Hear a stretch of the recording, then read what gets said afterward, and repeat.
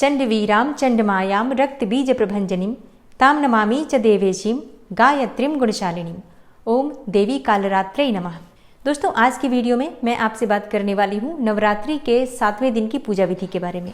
नवरात्रि में सप्तमी तिथि के दिन माँ कालरात्रि की पूजा की जाती है, जो कि माँ दुर्गा का 7वां स्वरूप मानी जाती है और इनकी पूजा से अकाल मृत्यु, भय, दुर्घटना और नकारात्मक ऊर्जा से मुक्ति मिलती है। किसी भी प्रकार की बड़ी से बड़ी परेशानी हो तो माँ कालरात्रि की पूजा से समाप्त हो जाती है। इसलिए नवरात्रि की सप्तमी तिथि पर माँ कालरात्रि की पूजा अत्यंत आवश्यक मानी जाती है। माँ कालरात्रि की पूजा से शनि जनित कोई भी पीड़ा हो समाप्त हो जाती है। शनि की ढैया से परेशान हो, साढ़े साथी से परेशान हो या फिर शनि की दशा, अंतरदशा, गोचर में आप कष्ट पा रहे हैं तो माँ कालरात्रि की पूजा आपके लिए अत्यंत श्रेष्ठ है, या यूं कहें कि वरदान के समान है। किस प्रकार से आपको आज माँ कालरात्रि की पूजा करनी चाहिए, किन मंत्रों का जप करना चाहिए, कौन सी वस्तुएं माँ को अर्पित करनी चाहिए, भोग में आज माँ को क्या अर्पित करें, किस रंग के वस्त्र धारण करके माँ की पूजा आराधना करें और कौन सा उपाय करें जिससे कि माँ कालरात्रि की विशेष कृपा आपको प्राप्त हो और सभी परेशानियों से आपको मुक्ति मिले, तो ये संपूर्ण जानकारी आपको आज की वीडियो में मैं शेयर करने वाली हूँ। इसलिए वीडियो बहुत महत्वपूर्ण है, पूरा जरूर देख लीजिए। अच्छी लगे वीडियो तो लाइक भी जरूर कीजिए, क्योंकि आपके लाइक्स, आपके कमेंट्स मेरे लिए बहुत महत्वपूर्ण होते हैं। यही एकमात्र जरिया है जिनसे मुझे पता चलता है कि आपको ये वीडियो अच्छी लगती हैं और आपके लिए ये वीडियो उपयोगी है। तो अगर वीडियो अच्छी लगे तो लाइक तो जरूर ही किया कीजिए। तो सप्तमी तिथि के दिन प्रातःकाल जल्दी उठ जाइए, उठकर नित्य कर्मों से निवृत्त होकर स्नान कर लीजिए। स्नान करके साफ स्वच्छ वस्त्र धारण कर लीजिए। और हाँ, माँ कालरात्रि का प्रिय रंग है नीला रंग। इसके अलावा आप लाल रंग के वस्त्र भी धारण कर सकते हैं। काले रंग के वस्त्र धारण करके माँ कालरात्रि की पूजा भूल से भी नहीं करनी चाहिए, क्योंकि हम जो पूजा करते हैं गृहस्थ आश्रम में वो बिल्कुल सात्विक पूजा होती है। इसलिए शुभ रंगों के वस्त्र धारण करके माँ कालरात्रि की पूजा आराधना करें, या तो लाल रंग के या फिर नीले रंग के वस्त्र भी आप धारण कर सकते हैं। तो स्नान इत्यादि से निवृत्त होकर सबसे पहले भगवान सूर्यदेव को जल अर्पित करना चाहिए। उसके बाद अपने घर के मंदिर में आ जाइए, जहाँ पर आपने माँ की चौकी लगाई है। सभी देवी देवताओं को अपने दोनों हाथ जोड़कर प्रणाम कीजिए। इसके बाद शुद्ध आसन डालकर चौकी के पास बैठ जाइए। अब शुद्धिकरण कर लीजिए सबसे पहले, जैसे कि थोड़ा जल लेकर अपने ऊपर, अपने आसपास जहाँ पर चौकी आपने स्थापित की है तो अपने आसपास जल के छींटे दीजिए। जो पूजा की सामग्री है सब पर जल के छींटे देकर पवित्रीकरण कर लीजिए। अब सबसे पहले एक दीपक प्रज्वलित करना है आपको, कर्म साक्षी दीपक, शुद्ध घी का या फिर तिल तेल का। फिर इसके बाद आपकी पूजा प्रारंभ हो जाती है। आसन के नीचे थोड़ा सा जल डालकर और अपनी 2 उंगलियों से उठाकर अपने मस्तक पर लगा दीजिए। अब आप अपने आसन पर से तब तक नहीं उठ सकते हैं जब तक आपकी पूजा पूर्ण नहीं हो जाती है। इसलिए पूजा की सभी सामग्री एकत्र करके हमें पहले ही रख लेना चाहिए। धूप दीप प्रज्वलित करने के बाद जो भी विराजित हैं देवी देवता आपकी चौकी पर, उन सबकी पूजा कर लीजिए, जैसे कि भगवान गणपति की, कलश देवता की, षोडश मातृका, नवग्रह मंडल, ज्वारे आपने बो रखे हैं, अखंड दीपक प्रज्वलित कर रखा है। सबकी पंचोपचार विधि से धूप दीप अक्षत पुष्प और भोग इत्यादि अर्पित करके पूजा कर लीजिए। इसके बाद माँ कालरात्रि की पूजा आपको करना है। तो अपने हाथ में थोड़े से अक्षत ले लीजिए, एक पुष्प ले लीजिए और माँ कालरात्रि का ध्यान कीजिए। माँ कालरात्रि का स्वरूप क्या है जिसका आपको ध्यान करना है पूजा के समय, देखिए। माँ कालरात्रि का शरीर अंधकार की तरह काला है। माँ की श्वास से आग निकलती है। माँ के बाल बड़े और बिखरे हुए हैं। माँ के गले में पड़ी हुई माला बिजली की तरह चमकती है। माँ कालरात्रि के 4 हाथ, 3 नेत्र हैं। एक हाथ में माता ने खड्ग अर्थात तलवार ले रखा है, दूसरे में लौह शस्त्र, तीसरा हाथ वर मुद्रा में और चौथा हाथ अभय मुद्रा में है। माँ के इसी स्वरूप का आपको ध्यान करना है। और माँ कालरात्रि का ध्यान मंत्र है, या देवी सर्वभूतेषु माँ कालरात्रि रूपेण संस्थिता नमस्तस्यै नमस्तस्यै नमस्तस्यै नमो नमः।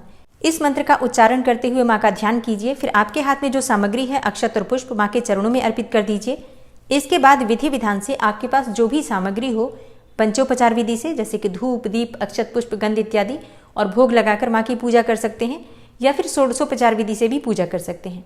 तो सभी सामग्रियां जो आपके पास उपस्थित हैं उनसे माँ की पूजा आराधना करके माँ से प्रार्थना कीजिए। अच्छा, माँ का प्रिय पुष्प क्या है? गुलाब और गुड़हल का पुष्प। माँ को लाल पुष्प जैसे कि लाल गुलाब और लाल गुड़हल बहुत प्रिय है, तो जरूर अर्पित करना चाहिए। और नवरात्रि के 7वें दिन माँ को भोग अर्पित किया जाता है गुड़ का। गुड़ या फिर गुड़ से बनी हुई मिठाइयों का भोग आप लगा सकते हैं, और इसके साथ ही जो भी ऋतुफल आपके पास उपलब्ध हो उनका भी भोग आप लगा सकते हैं। विधि विधान से माँ की पूजा कर लीजिए। माँ का बीज मंत्र है क्लीम ऐं श्रीम कालिकायै नमः। क्लीम ऐं श्रीम कालिकायै नमः। इस मंत्र का यथासंभव 11 बार, 21 बार, 108 बार जप कर सकते हैं। और फिर इसके बाद जिस प्रकार से आप प्रतिदिन पूजा करते हैं, जैसे कि अगर आप कोई मंत्र जप करते हैं प्रतिदिन या दुर्गा सप्तशती का पाठ करते हैं, तो उस पाठ को या फिर उस मंत्र का जप कर सकते हैं। पहले हमें उस देवी के मंत्रों का जप करना चाहिए जिस स्वरूप की हम पूजा करते हैं। और हाँ, इसी समय आप चाहें तो कथा पढ़ सकते हैं या सुन सकते हैं, या फिर चाहें तो शाम को भी कथा पढ़ या फिर सुन सकते हैं। इसके बाद जब आपकी पूजा पूर्ण हो जाती है तो माँ की कपूर और लौंग से आरती कर लीजिए। आप चाहें तो शुद्ध घी के दीपक से भी आरती कर सकते हैं। और हाँ, माँ कालरात्रि की पूजा में कुछ विशेष उपाय अगर आप करते हैं तो इससे आपकी बहुत सारी परेशानियां समाप्त होती हैं। कौन से उपाय आप कर सकते हैं? देखिए, सबसे पहला उपाय है गुड़ का। माँ को गुड़ बहुत प्रिय है, जैसा मैंने पहले भी बताया।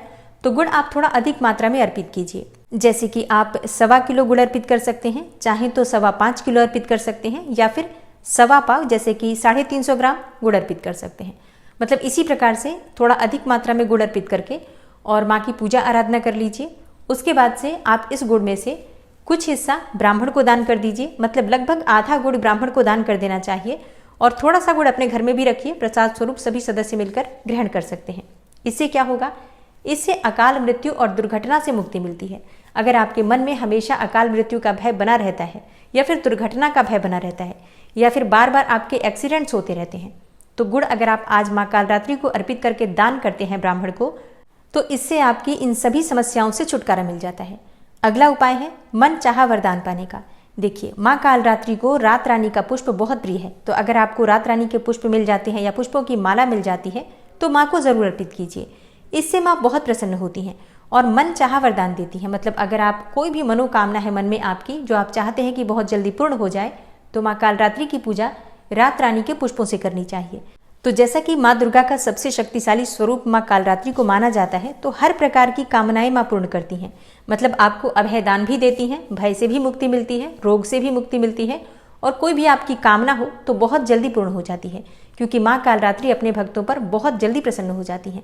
तो विधि विधान से माँ कालरात्रि की पूजा कीजिए, मंत्रों का जप कीजिए और उपाय जरूर कीजिए। क्योंकि उपाय कोई महंगा नहीं है, गुड़ का उपाय है, और गुड़ बहुत आसानी से सब जगह मिल जाता है।